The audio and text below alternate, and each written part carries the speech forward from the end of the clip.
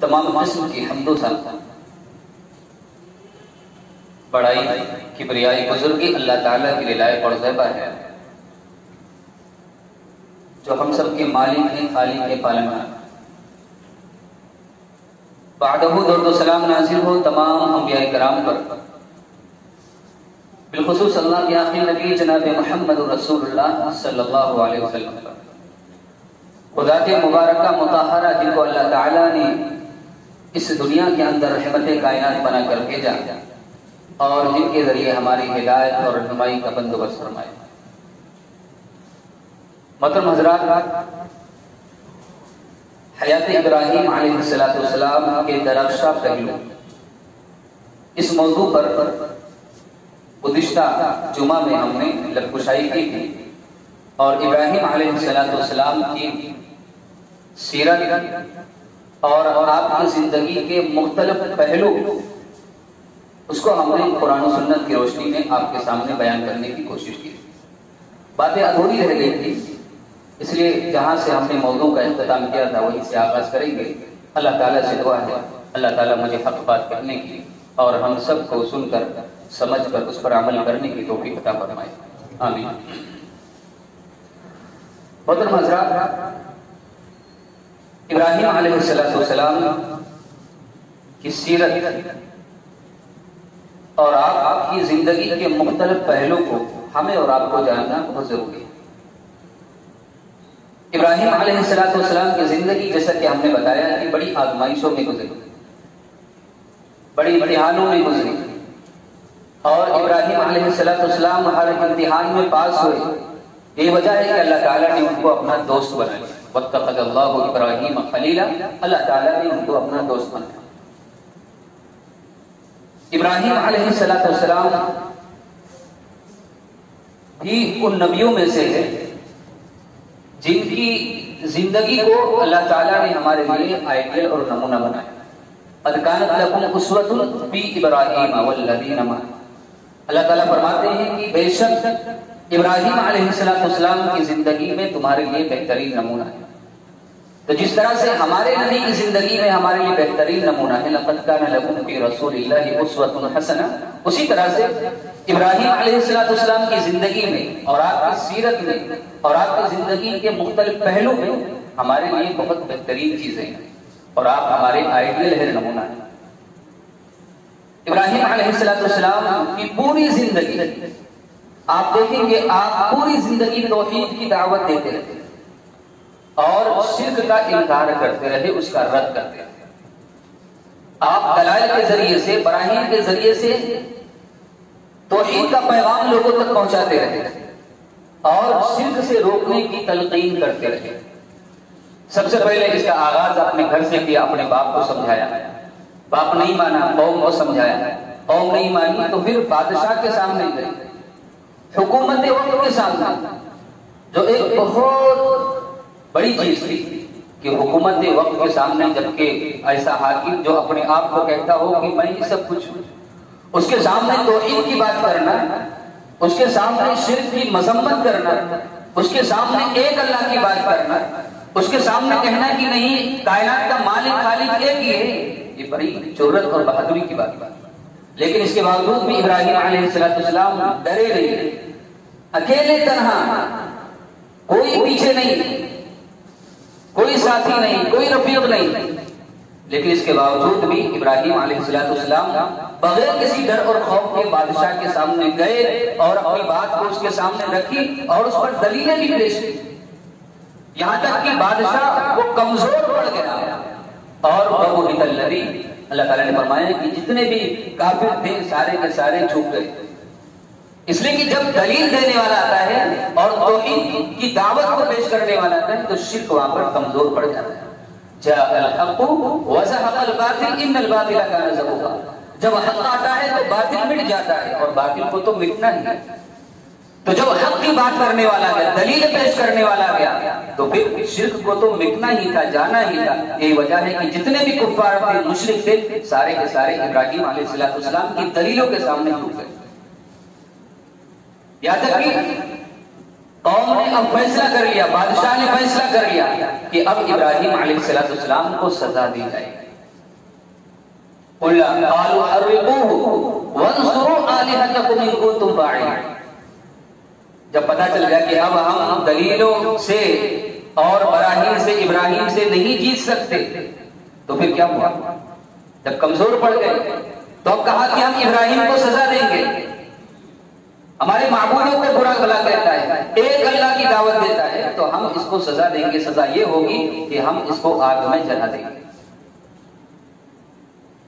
قُلْنَا يَا نَارُ قَالُوا حَرِّقُوهُ وَانصُرُوا آلِهَتَكُمْ إِن كُنتُمْ فَاعِلِينَ. کہا کہ اس ابراہیم کو آگ میں جلا دو اگر تم اپنے معبودوں کی مدد کرنا چاہتے. ابھی اس سے پہلے کیا تھا؟ یہ ہمارے معبود ہیں، یہ بت ہیں، یہ لکڑی کے بت، یہ پتھر کے بت، یہ ہاتھوں کے تراشے گئے صنم، یہ ہمارے معبود ہیں، یہ ہماری حاجت روا ہے، مشکل کشا ہے، یہی ہماری بگڑی بنانے والے ہیں، یہی سب کچھ ہے. لیکن جب دلیل دینے والا گیا تو اب یہ معبودان باطلہ کمزور پڑ گئے اور کیا کہنے لگی قوموں کی اپنے معبودوں کی مدد کرو. ابھی معبود مدد کرتے تھے، اب کیا کہتے ہیں کہ اپنے معبودوں کی مدد کرو اور اس کو آگ میں جلاؤ. جب دلیل دینے والے آ گیا، توحید کی بات کرنے والا، عدل کی بات کرنے والا، تو معبود یعنی باطلہ کمزور پڑ گئے اور کہا کہ اپنے معبودوں کی مدد کرو اور اس کو آگ میں جلاؤ. برابر آگ جلائی گئی، آگ جلائی گئی اور ایسی اتنی بڑی آگ کہ زمین کے اوپر اتنی بڑی آگ اس سے پہلے کبھی نہیں جلائی گئی. اتنی بڑی آگ لگائی گئی اور پھر اس آگ کے اندر ابراہیم علیہ السلام کو ڈالنے کی پلاننگ کی جانے لگی. یہاں تک کہ ایک بدبخت آیا اور اس نے کہا کہ آگ تو جلا دی گئی اتنی بڑی اونچی، اب ابراہیم علیہ السلام کو آگ میں ڈالا کیسے جائے؟ ایسی بات اتنی بڑی آگ ہے، کوئی بھی اس کے قریب جائے گا تو وہ جل کر راکھ ہو جائے گا. تو اب ڈالا کیسے جائے، آگ میں پھینکا کیسے جائے؟ ایک بدبخت تھا، اس نے یہ مشورہ دیا کہ ابراہیم علیہ السلام کو ایک رسی سے باندھا جائے اور پھر رسی کو اس آگ کی طرف پھینکا جائے اور اس طرح سے ابراہیم علیہ السلام کو آگ کے اندر ڈالا جائے. یہ وجہ ہے کہ بعد میں اللہ تعالیٰ نے اس مشورے دینے والے کو بھی زمین کے اندر دھسا دیا، اس کو بھی ہلا دیا. تو میرا یہ پلاننگ کی گئی آگ کے اندر جلانے کی، آگ کے اندر ڈالنے کی پلاننگ کی جا رہی ہے، منصوبے بنائے جا رہے ہیں. یہاں تک کہ فرشتہ آ کر اللہ تعالیٰ سے کہتا ہے کہ اے رب العالمین، تیرے نبی تیرے خلیل کو آگ میں ڈالنے کی پلاننگ ہو رہی ہے، لیکن ابھی تیری طرف سے کوئی حکم نازل نہیں ہوا کہ ہم اس خلیل کی، تیرے خلیل کی، محبوب کی مدد کس طرح سے کریں. بارش برسانے کا حکم نازل نہیں ہوا، آگ میں سے نکالنے کا کوئی حکم نازل نہیں ہوا. تو اللہ تعالیٰ نے کہا کہ جاؤ، میرا خلیل تم سے مدد مانگے تو مانگ لے، لیکن میرا جو منصوبہ ہے، میری جو پلاننگ ہے وہ کچھ اور ہے. یہاں تک کہ فرشتے ابراہیم کے پاس آئے اور کہا کہ اے ابراہیم خلیل اللہ، مدد کی ضرورت ہے تو بتاؤ. ابراہیم علیہ السلام نے کہا حسبنا اللہ و نعم الوکیل، اللہ میرے لیے کافی ہے، مجھے تمہاری ضرورت نہیں، اللہ میرے لیے کافی ہے، اللہ ہی بہترین کارساز ہے. اور یہ الفاظ بھی کہنے والے دو پیغمبر ہیں، ایک محمد رسول اللہ صلی اللہ علیہ وسلم اور ابراہیم خلیل اللہ. ابراہیم خلیل اللہ نے اس وقت کہا جب آگ میں ڈالا جانے لگا تو کہا حسبنا اللہ و نعم الوکیل. اور اللہ کے رسول صلی اللہ علیہ وسلم نے اس وقت کہا جب پورے کفار جمع ہو گئے، پورا کفر ایک طرف جمع ہو گیا، پورا باطل ایک طرف جمع ہو گیا اور اللہ کے رسول صلی اللہ علیہ وسلم کو مارنے کی پلاننگ کی گئی. قد جمعوا لكم فاخشوهم فزادهم ایمانا. قرآن میں اللہ تعالیٰ نے فرمایا کہ جب اللہ کے رسول سے کہا گیا کہ سارے اہل باطل تمہیں مارنے کے لیے جمع ہو گئے ہیں، تو اللہ کے رسول صلی اللہ علیہ وسلم کیا کہا؟ فزادهم ایمانا، اس چیز نے ان کے ایمان میں اور زیادتی پیدا کر دی. وقالوا حسبنا اللہ ونعم الوکیل. اور اللہ کے رسول نے کیا کہا؟ اللہ کی بہترین کارساز ہے اور وہی ہماری مدد کرے گا. تو یہ الفاظ بھی کہنے والے دو پیغمبر ہیں، ابراہیم خلیل اللہ اور محمد رسول اللہ صلی اللہ علیہ وسلم. بہرحال ابراہیم خلیل اللہ نے کہا کہ اللہ ہی بہترین کارساز ہے، وہی ہماری مدد کرے گا. یہ وجہ ہے کہ جب آگ میں ڈالا گیا ابراہیم علیہ السلام نے تو اللہ تعالیٰ نے چند لمحے کے لیے اپنے قانون کو بدل دیا. چند لمحے کے لیے اللہ تعالیٰ نے اپنے نظام کو بدل دیا اور اللہ تعالیٰ ڈائریکٹ آگ سے مخاطب ہوئے. قُلْنَا يَا نَارُ كُونِي بَرْدًا وَسَلَامًا عَلَىٰ إِبْرَاهِيمَ. ہم نے کہا اے آگ تو ابراہیم پر ٹھنڈی اور سلامتی والی بات. اللہ تعالیٰ نے فرشتوں کو نازل نہیں کیا, آسمان سے بارشیں نہیں برسائی اللہ تعالیٰ نے. وہ آگ جس کو جلایا گیا تھا ابراہیم کو جلانے کے لیے, اسی آگ سے ابراہیم اللہ تعالیٰ مخاطب ہوئے اور کہا اے آگ تو ابراہیم پر ٹھنڈی اور سلامتی والی بات.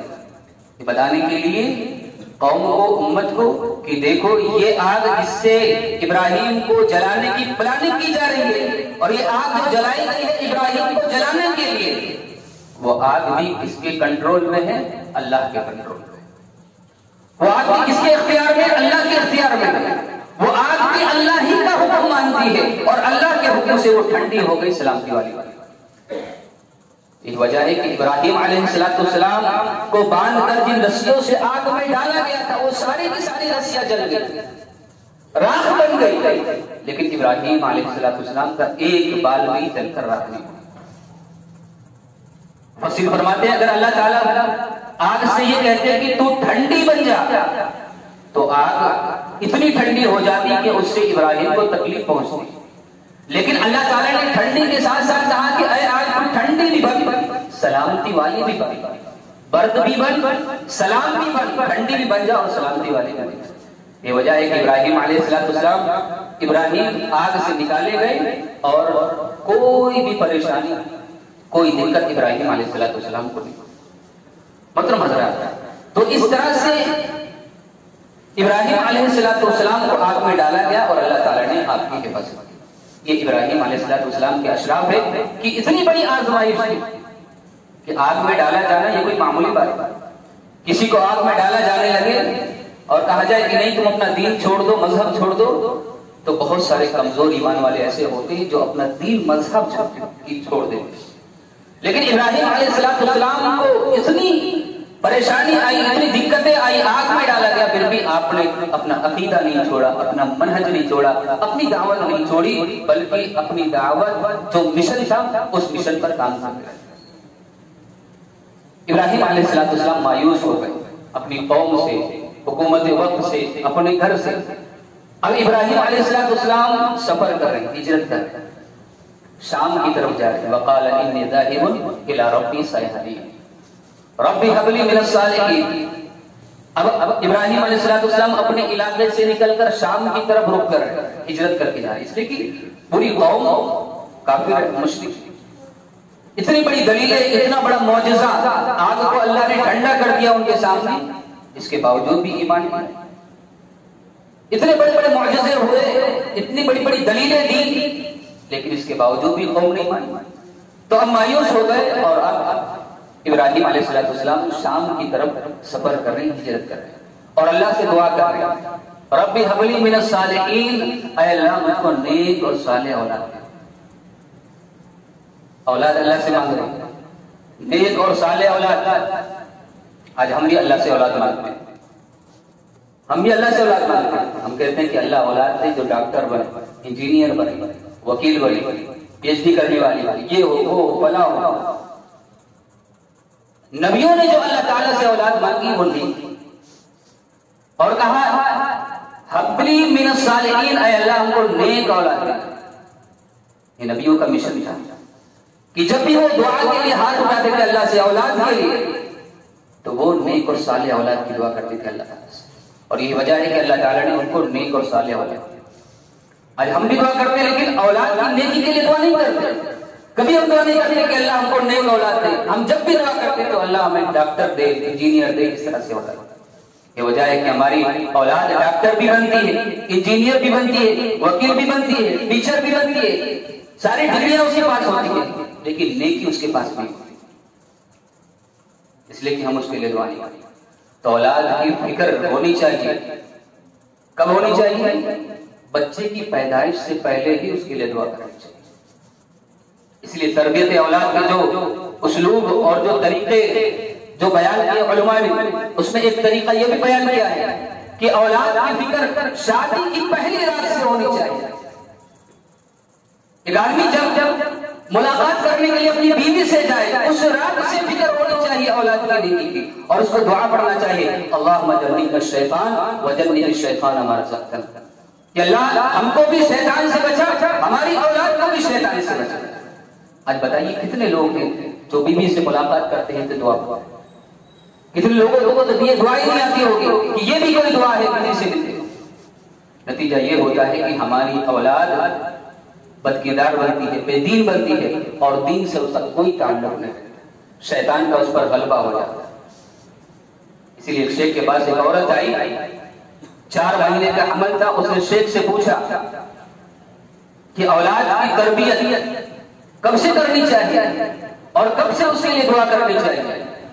تو پوچھا کہ کیا تم شادی شدہ ہو؟ کہا شادی شدہ ہو۔ 4 مہینے کا حمل ہے، تو کہا تم 4 مہینے لیٹ ہو گئے، یہ فکر تو تمہیں 4 مہینے پہلے کرنی چاہیے تھی، جب شادی کی پہلی رات تھی اس وقت سے تمہیں فکر کرنی چاہیے تھی اور یہ دعا پڑھنی چاہیے تھی، اللہم جنبنا الشیطان وجنب الشیطان ما رزقتنا۔ تو اولاد کی فکر، ابراہیم علیہ السلام اولاد کی فکر کر رہے، ربی ہب لی من الصالحین، اللہ نیک اور صالح اولاد دے۔ اللہ تعالیٰ نے دعا کو قبول کیا اور اللہ تعالیٰ نے ان کو ایک نیک اور صالح اولاد دی، ابراہیم کی شکل، اسماعیل علیہ السلام کی شکل۔ پھر ایک اور آزمائش ابراہیم علیہ السلام کے اوپر آئی، اللہ تعالیٰ کی طرف سے حکم ہوا کہ جاؤ اپنی اولاد کو، اپنی بیوی کو مکہ کی وادی میں چھوڑ دو، مکہ کی وادی میں چھوڑ دو، کعبۃ اللہ کے پاس، مسجد حرام کے پاس چھوڑ کر چلے آئے۔ یہ بھی بہت بڑی آزمائش ہے، اپنی بیوی بچے کو الگ کرنا اپنے آپ سے یہ بہت بڑی آزمائش ہوتی ہے آدمی کی، لیکن جو کہ اللہ کا حکم تھا، ابراہیم علیہ السلام نے اپنی بیوی کو لیا، بچے کو لیا اور لے کر گئے مکہ کی طرف، اور وہاں پر اپنی بیوی بچوں کو چھوڑ دیا۔ اور کہاں چھوڑا؟ مسجد حرام کے پاس، کعبۃ اللہ کے پاس۔ ربنا انی اسکنت من ذریتی بواد غیر ذی زرع عند بیتک المحرم، مسجد حرام کے پاس اپنی بیوی بچوں کو چھوڑ دیا۔ اور کہاں چھوڑا تھا؟ جہاں پر کوئی گھر نہیں تھا، اس وقت کوئی جھوپڑی نہیں تھی رہنے کے لیے، کوئی درخت نہیں تھا کہ جس کے پھل کو توڑ کر کھا لے، کوئی جانور نہیں کہ جس کے دودھ کو نکال کر پی لے، جس کو ذبح کر کے اس کا گوشت کھا لے۔ کھانے کا کوئی انتظام نہیں، رہنے کا کوئی انتظام نہیں، کوئی بندوبست نہیں۔ ایسی صورت میں، ایسے حالات میں ابراہیم علیہ السلام اپنی بیوی اور بچے کو مکہ کی سرزمین پر چھوڑ کر چلے، اس لیے ربنا لیقیموا الصلاۃ، اے اللہ تاکہ وہ نماز کی پابندی کرے، نماز کی پابندی کرنے کے لیے، بچوں کو نیک بنانے کے لیے ابراہیم علیہ السلام اپنے بچے کو، بیوی کو کعبۃ اللہ کے پاس چھوڑ کر چلے آئے، اس لیے کہ اس سے بہترین جگہ کوئی نہیں ہو سکتی، مسجد سے بہترین جگہ کسی انسان کی تربیت کے لیے اور کوئی ہو سکتی نہیں ہو سکتی۔ ابراہیم علیہ السلام نے اپنی بیوی بچوں کی تربیت کے لیے جو جگہ چنی، جس جگہ کا انتخاب کیا، وہ کون سی جگہ تھی؟ کعبۃ اللہ۔ آج دیکھیے ہم بھی جب کہیں پر شٹل ہوتے ہیں، کہیں پر ہماری شفٹنگ ہوتی ہے، اپنے گھر کو چھوڑ کر کہیں جاتے ہیں، زمین لیتے ہیں گھر بنانے کے لیے، تو ہماری کیا منشا ہوتا ہے؟ ہماری فکر یہ ہوتی ہے کہ جہاں قریب میں بس اڈا ہو، ریلوے اسٹیشن ہو، ہاسپٹل ہو اور یہ بلا چیزیں ہو، وہاں کم رک کر اور اس کو ترجیح دیتے ہیں تاکہ کوئی مصیبت آئے تو جلدی سے چلے جائے۔ لیکن کسی کو یہ فکر نہیں ہوتی کہ جہاں ہم شفٹ ہونے جا رہے ہیں، جہاں ہم مکان اور زمین لینے جا رہے ہیں، وہاں پر بچوں کی تربیت کے لیے کوئی مدرسہ ہے کہ نہیں، بچوں کے دین سکھانے کے لیے کوئی مسجد ہے کہ نہیں، عبادت کرنے کے لیے کسی کو یہ فکر نہیں ہوتی۔ ہاسپٹل کی، ریلوے اسٹیشن کی، بس اڈے کی سب کو فکر ہوتی ہے، کالج اور یونیورسٹی کی سب کو فکر ہوتی ہے، مسجد اور مدرسے کی کسی کو فکر نہیں ہوتی۔ ابراہیم علیہ السلام کے پہلوؤں میں ایک پہلو یہ بھی ہے کہ ابراہیم علیہ السلام نے بیوی بچوں کے لیے جس جگہ کا انتخاب کیا، کعبۃ اللہ کا انتخاب کیا، مسجد حرام کا انتخاب کیا، اور وہاں پر جا کر اپنی بیوی بچوں کو چھوڑ دیا، اور اللہ سے دعا کی وَرْزُقْهُم مِّنَ الثَّمَرَاتِ لَعَلَّهُمْ يَشْكُرُونَ، اے اللہ ان کو پھلوں کی روزیاں عطا کرنا تاکہ یہ شکر گزاری کرے، آرام کے ساتھ تیری عبادت میں لگے رہیں، ان کو پھلوں کی روزیاں عطا کرنا۔ اللہ تعالیٰ نے دعاؤں کو سنا اور پھلوں کی روزیاں اللہ تعالیٰ نے ان کو عطا۔ لیکن بیوی بھی بڑی نیک بارش ہے۔ جب ابراہیم علیہ السلام بیوی بچوں کو چھوڑ کر جانے لگے تو بیوی نے کہا ہمیں کس کے سارے چھوڑ کر جا رہے ہیں؟ کون ہے جو ہماری حفاظت کرے گا، ذمہ داری کو سنبھالے گا ایسی صورت میں، ایسی جگہ پر، چٹیل میدان میں، بیابان میں؟ ابراہیم علیہ السلام خاموش رہے، کوئی جواب نہیں تھا، جواب نہیں تھا۔ یہاں تک کہ بیوی نے کہا کہ کیا اللہ کا یہ حکم ہے؟ تو پھر ابراہیم علیہ السلام نے کہا کہ ہاں یہ اللہ کا حکم ہے۔ تب بیوی نے کہا کہ اللہ کا حکم ہے تو پھر اللہ تعالیٰ ہم کو ضائع نہیں کرے گا۔ بیوی تو کتنی نہیں کہ اللہ کا حکم ہے، اللہ نے یہ حکم دیا ہے تو اللہ پھر ہم کو ضائع نہیں کرے گا، اللہ کوئی نہ کوئی راستہ ضرور نکالے گا۔ ابراہیم علیہ السلام اپنی بیوی بچوں کو چھوڑ کر، مکہ چھوڑ کر پھر شام کی طرف چلے گئے، اللہ کا حکم تھا چھوڑ کر چلے گئے۔ کچھ دنوں کے بعد پھر ایک اور بڑی آزمائش آئی۔ ابراہیم علیہ السلام کے بیٹے اسماعیل علیہ السلام جب تھوڑے بڑے ہو گئے، چلنے کے لائق ہو گئے، تو ایک اور بڑی آزمائش آئی۔ وہ آزمائش کیا تھی؟ ابراہیم علیہ السلام نے خواب میں دیکھا کہ میں اپنے بچے کو ذبح کروں۔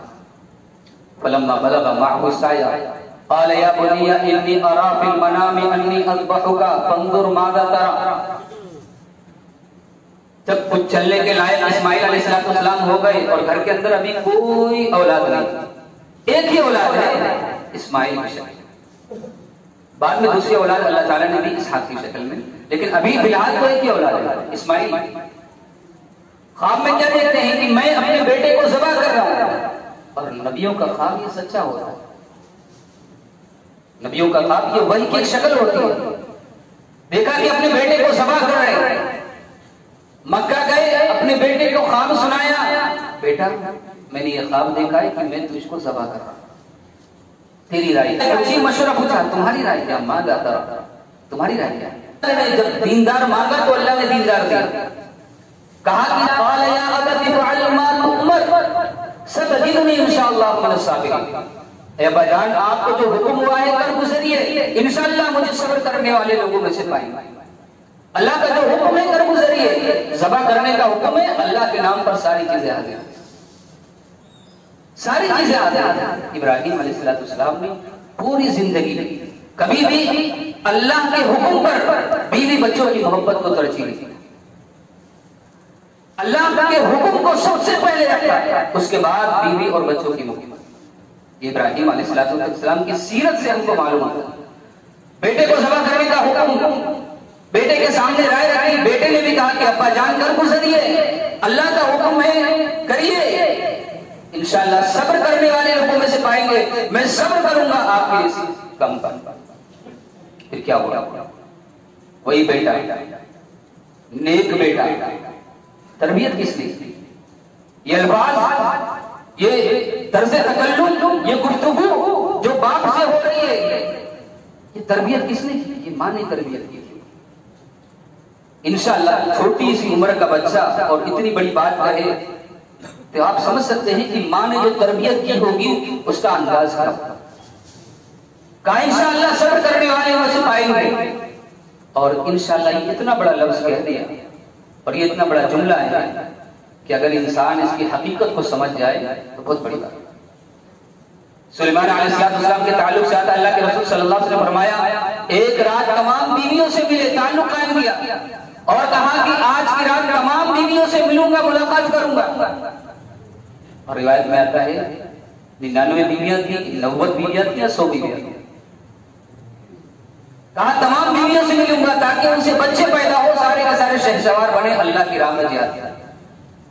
سارے بیویوں سے ملے، کسی بھی بیوی کو حمل نہیں ٹھہرا، ایک بیوی کو حمل ٹھہرا، وہ بھی ناقص اور ادھورا تھا، پورا حمل نہیں تھا، ناقص اور ادھورا بچہ اللہ تعالیٰ نے دیا۔ اللہ کے رسول صلی اللہ علیہ وسلم فرماتے ہیں اگر انشاءاللہ کہہ دیتے تمام بیویوں کو حمل ٹھہرتا، تمام بچے پیدا ہوتے اور اللہ کے راستے میں جہاد کرتے۔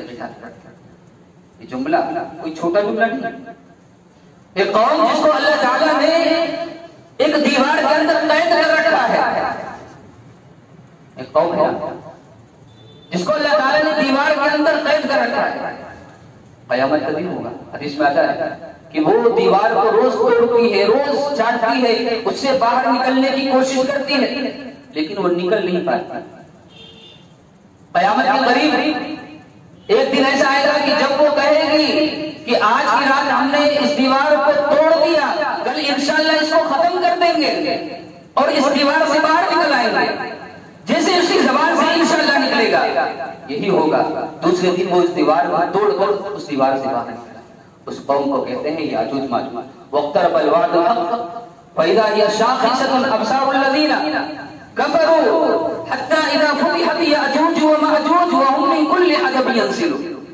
یاد کیجئے کہ جب کہ یاجوج ماجوج دیوار کے پیچھے سے نکلیں گے اور قیامت کا وعدہ سچ ہو جائے گا جو اللہ کے رسول نے جو وعدہ اپنی امت سے کیا۔ تو یہ قیامت کی نشانی ہے۔ تو یہ لفظ انشاءاللہ ایک بیٹے کی زبان سے، وہ بیٹا جو بلوغت کو نہیں پہنچا، یہ تربیت کس نے کی؟ یہ ماں نے تربیت کی۔ لہذا پتہ ہی چلا کہ ماں کی تربیت بچے کے، ماں کی تربیت بچے کو نیک بناتی ہے، اور ماں اگر بچوں کی تربیت نہیں کرتی تو بچے بگڑ جاتے ہیں۔ کہا ابا جان جو حکم ہوا ہے وہ گزریے، صابروں میں سے پائیں گے۔ پھر کیا ہوا؟ فلما اسلم وتلہ للجبین ونادیناہ یا ابراہیم قد صدقت الرؤیا انا کذلک نجزی المحسنین۔ ابراہیم علیہ السلام نے اپنے بیٹے کو لٹا دیا قربان کرنے کے لیے، ذبح کرنے کے لیے، پیشانی کے بل لٹا دیا اور چھری کو لیا، گردن پر چلانے کے لیے تیز کی اور گردن پر رکھی۔